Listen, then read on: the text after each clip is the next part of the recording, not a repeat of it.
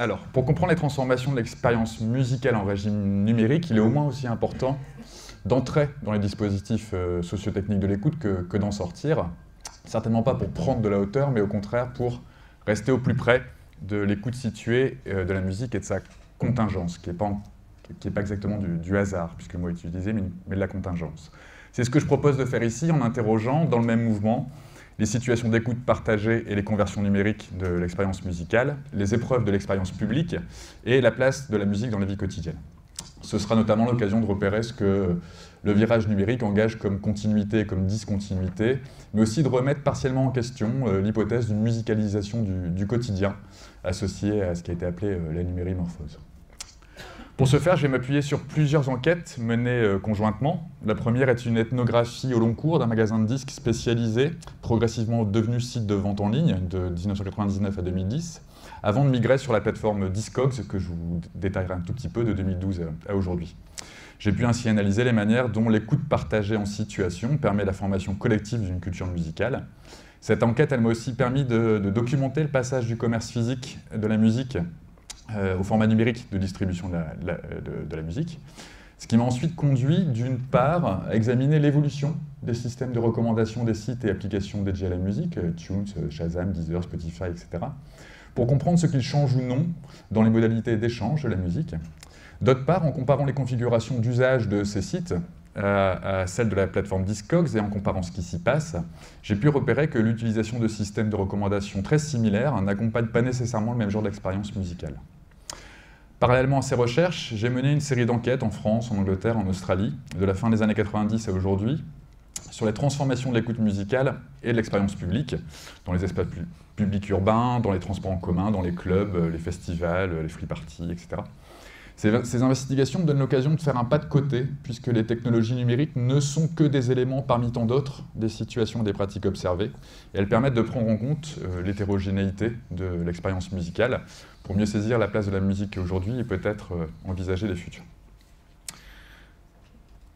Donc ma première enquête a débuté au tournant des années 2000, dans un nouveau magasin de disques lillois spécialisé dans les musiques électroniques anglaises qui s'inventaient à l'époque. Alors, par-delà cette spécialisation, cette hyper-spécialisation de niche, ce que j'ai pu y observer, en fait, je l'ai aussi observé dans beaucoup d'autres espaces généralistes, beaucoup d'autres commerces du disque. Et du moins j'ai pu l'observer tant qu'on y trouvait encore des chefs de rayon et des habitués compétents, c'est-à-dire reconnus comme tels, hein, c'est pas moi qui le juge, et dont la première habileté consiste à adresser son écoute pour parler comme Peter Zendy. Donc je me suis intéressé aux manières dont l'écoute partagée en situation, dans une écoute menée à plusieurs, mais aussi dans des gestes, des attentions, des discussions, fait émerger des objets et des sujets qualifiés, des disques singuliers et des amateurs plus ou moins mélomanes, mais aussi aux manières dont cette écoute partagée aménage l'espace du disquaire comme un endroit de la musique, définitivement irréductible à la dimension marchande du commerce. Pour dire vite, les séquences d'action observées chez les disquaires, elles déroulent l'emboîtement de formes d'écoute à partir d'autres écoutes, où les genres musicaux eux-mêmes apparaissent comme des styles d'écoute, et où l'écoute des clients et celle du disquaire ouvrent vers d'autres écoutes à venir. De bout en bout, en fait, l'endroit du disquaire est celui de l'émergence située d'une culture musicale qui est au moins une culture de l'écoute équipée. Donc en 2004, ce disquaire spécialisé devient un site de vente en ligne, un site dont la conception s'appuie largement sur un savoir pratique constitué dans l'expérience du magasin. Les catégories de la musique et les modes de classement des disques apparaissent tous sur le site, offrant ainsi une vision, on pourrait dire, synoptique de ce qui correspondait à l'agencement du magasin physique, tout en rendant parfois explicites des catégories tacites, celles-là, comme celle de nouveautés, par exemple. C'est un site dont l'architecture, très simple, oriente des navigations qui reconduisent des chemins possibles dans les bacs de disques, mais sous la modalité de la raison graphique de l'écran. Comme sur bon nombre de sites musicaux de l'époque, c'est-à-dire au début des années 2000, il y est intégré un système de recommandation basé sur le contenu musical, un fameux Content-Based System. Et alors sur ce site, outre les informations systématiquement associées à chaque disque, nom, titre, genre, label, format discographique, les similarités sont calculées en fonction d'annotations opérées par le disquaire lui-même pour chaque nouveau disque rentrant dans la base. Les registres d'évaluation préexistants, comme la qualification du disquaire, continuent donc d'être centraux sur le site. Pour autant, il ne s'y passe pas la même chose que dans le magasin. Première chose importante, l'écoute des usagers, dans ce cas-là, se fait en privé, chez soi. Elle n'est plus potentiellement publique, avec tout ce que cela supposait comme articulation avec d'autres écoutes, menée sous le regard des autres, exprimée, discutée, évaluée. Autrement dit, dans ce cas-là, l'évaluation de la musique, comme les modes de prescription qui avaient cours dans le magasin, passe du côté de la préfiguration du média informatique et elles ne sont plus soumises aux ajustements collectifs situés et contingents. Plus globalement, l'évolution des systèmes de recommandation des sites et applications dédiés à la musique a progressivement installé de nouveaux formats de recommandation, marqués à la fois par la sophistication du travail algorithmique associé à une puissance de calcul nouvelle, par des tentatives toujours en cours d'apparier l'ensemble des pratiques et des moments de l'expérience musicale, et par une autonomisation interne aux échanges connectés. Alors je ne vais pas détailler ici les multiples modalités de ces systèmes, sur lesquels je suppose nous reviendrons vendredi, donc je renvoie à ce que nous discuterons dans le détail sans doute vendredi. Globalement tout de même, ce sur quoi tablent les systèmes de recommandation, c'est d'abord sur une série de similitudes, quelles que soient par ailleurs les manières dont les algorithmes pondèrent et corrèlent les données, y compris maintenant en modifiant automatiquement les critères de corrélation. D'abord des similitudes entre utilisateurs ayant des goûts semblables, des similitudes entre des chansons ayant des caractéristiques proches, et il table également sur une régularité de nos habitudes d'écoute, ce qui fait que les systèmes de recommandation, quelles que soient les manières dont ils corrèlent, et quelles que soient les données qu'ils utilisent, j'y reviendrai, sont donc des combinatoires du plus grand nombre de similitudes et des plus fortes régularités. L'efficacité de ces systèmes, quand je dis efficacité, je ne cherche pas à l'évaluer, comme cherchant en sciences sociales, je la thématise, mais cette efficacité, le fait qu'ils font des propositions qui sont perçues comme étant plutôt ajustées au goût et aux habitudes des utilisateurs, y compris chez des utilisateurs qui ont un rapport très distant, voire qui trouvent que c'est un attrape-nigo commercial. Donc l'efficacité des systèmes dépend à la fois de la pertinence des métadonnées associées au principe des similarités et de la base de documentation musicale à partir de laquelle les calculs s'opèrent.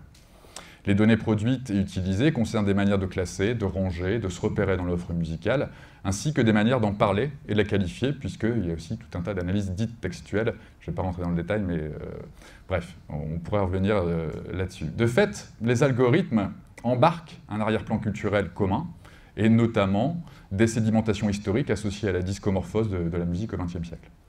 Mais l'écoute située n'est pas engagée telle que, elle est mobilisée à travers ses traces et leur mise en équivalence statistique. Or, si l'expérience musicale instituée par l'écoute combine divers éléments de l'environnement et du passé, diverses dimensions de notre rapport à la musique, elle ne procède nullement d'une logique combinatoire. Notre expérience musicale n'est pas une combinatoire, mais plutôt une contingence située qui entremêle du relationnel et du transactionnel, et au sein de laquelle les activités rationnelles sont de fait plus rares que les engagements et des engagements opportuns. J'y reviendrai.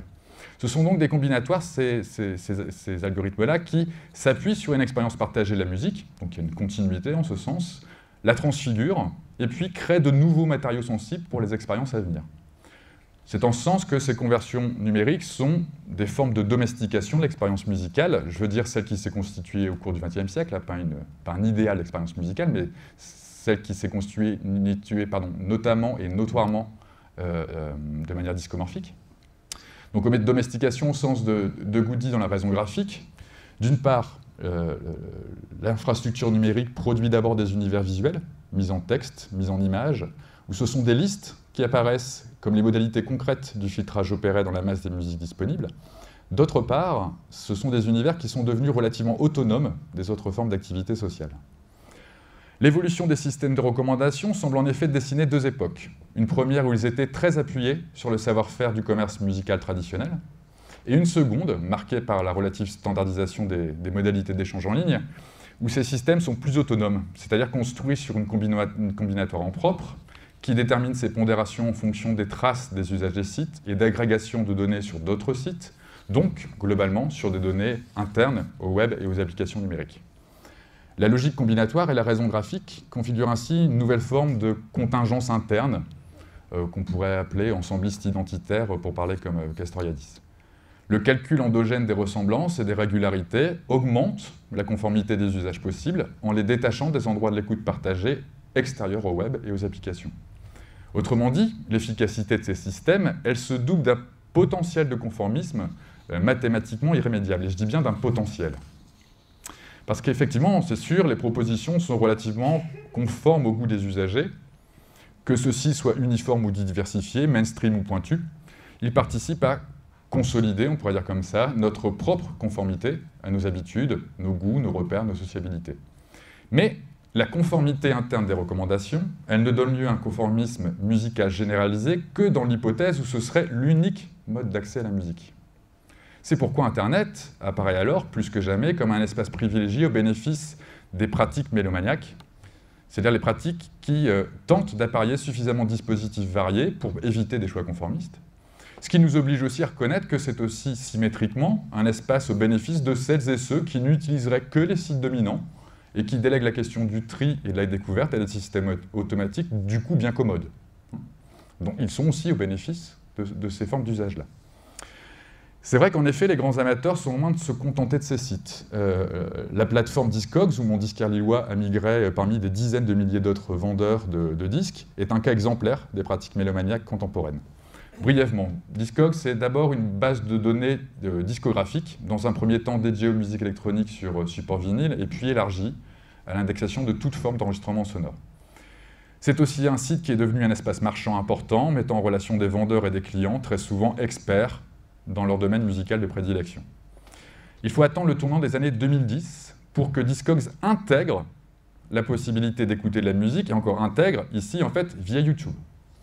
Pour autant, bien avant cela, bien avant qu'on puisse écouter via YouTube la musique proposée, les traces de l'écoute et même les formes d'écoute sont extrêmement présentes sur Discogs, dans un grand luxe expressif et de détails techniques, dans les logiques de classification du site, dans les commentaires et les discussions qui y ont lieu, dans l'évaluation de la qualité des disques.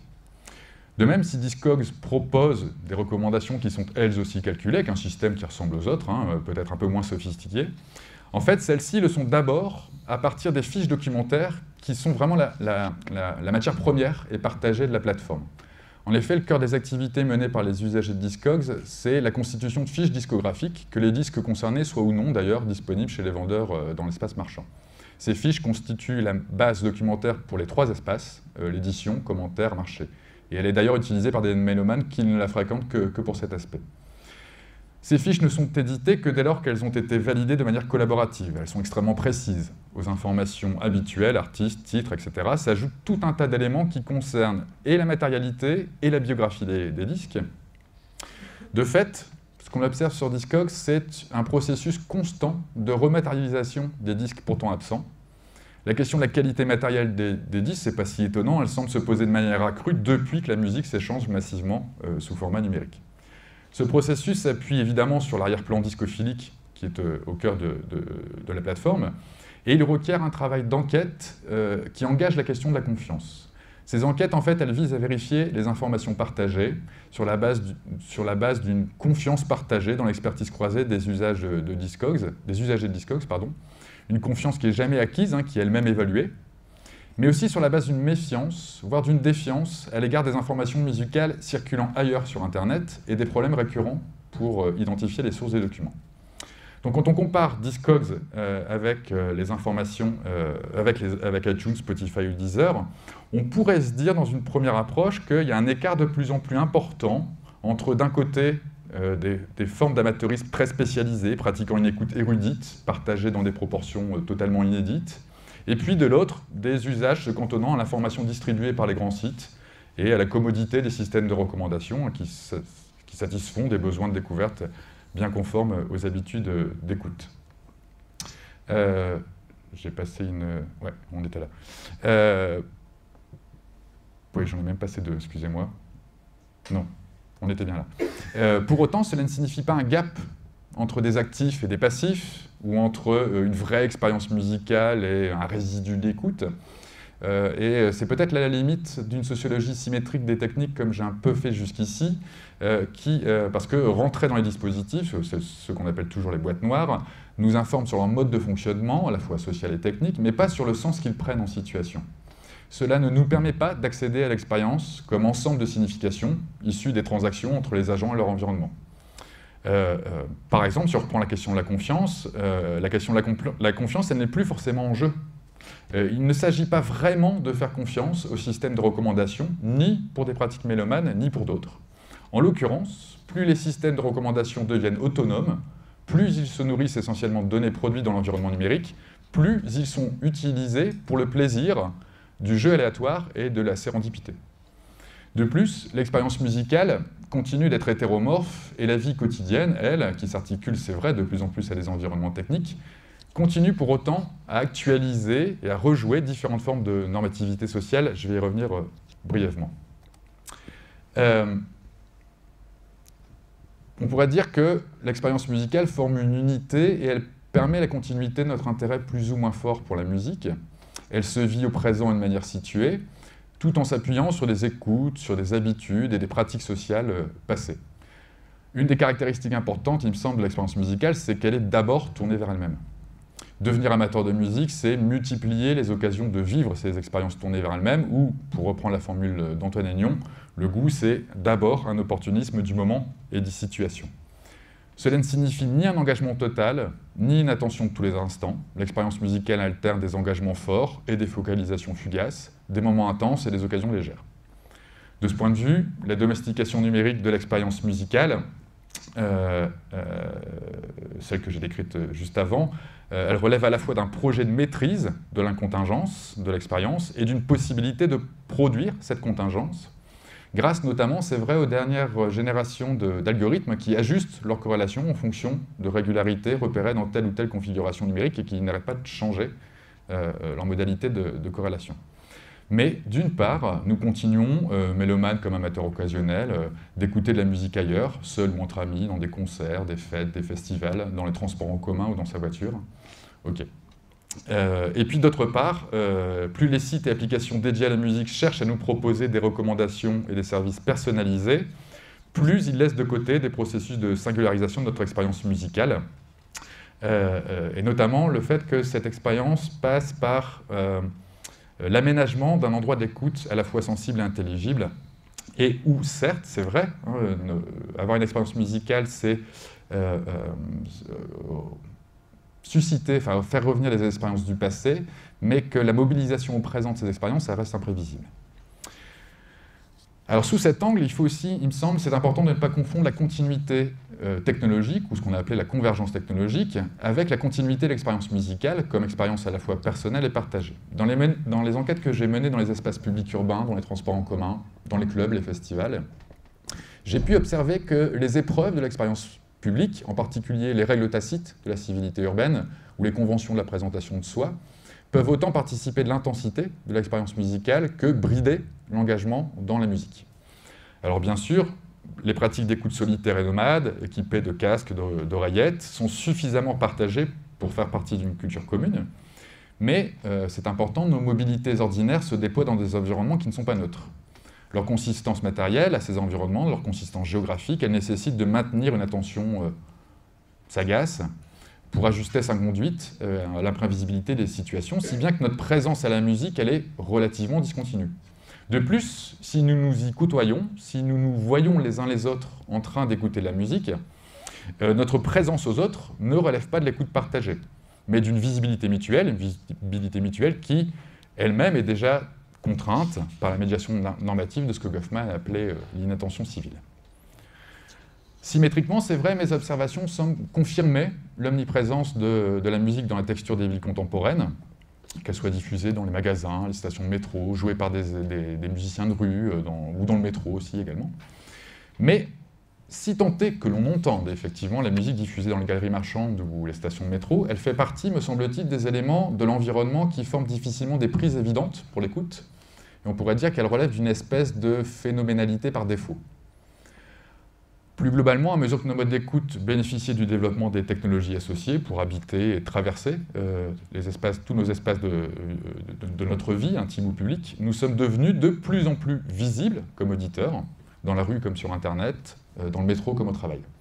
De ce point de vue, la domestication de l'expérience musicale, préfigurée par ses conversions numériques, sa mise en forme graphique, elle installe une primauté du régime de visibilité qui s'adjoint à la place prise par la visibilité mutuelle dans la coprésence, ou on pourrait dire dans la présence-absence, à distance, notamment en ligne, des auditeurs ordinaires. Alors, ma conclusion n'est pas du tout que ce serait la fin d'une culture musicale, car ce serait la fin d'une forme sociale historique d'écoute partagée. La domestication de l'expérience musicale ne signifie pas son appauvrissement, d'ailleurs, sa conversion discomorphique a d'ailleurs a plutôt permis l'inverse, son enrichissement. Les formats numériques de cette domestication sont devenus des ressources potentielles pour les activités des auditeurs et des internautes, mais ils font travailler autrement la réflexivité de l'expérience musicale et l'indexicalité des pratiques situées qui font advenir cette expérience. 3 points.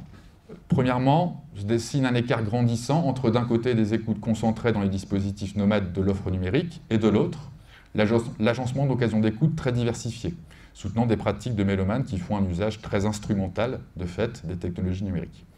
Deuxièmement, il est important de ne pas confondre omniprésence potentielle de la musique dans nos environnements ordinaires comme dans nos technologies embarquées, avec présence à la musique. De même qu'il semble nécessaire de ne pas confondre visibilité et partage de l'écoute.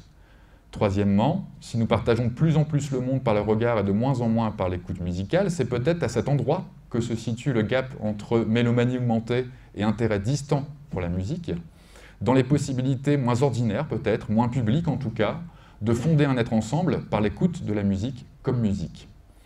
C'est pourquoi il me semble que la question finalement devient: est-ce que l'écart grandissant entre pratique mélomane et pratique d'auditeur oblique, accompagné par Internet et le régime numérique, ne nous oblige pas à nuancer l'hypothèse d'une musicalisation du quotidien, du moins du quotidien comme monde partagé?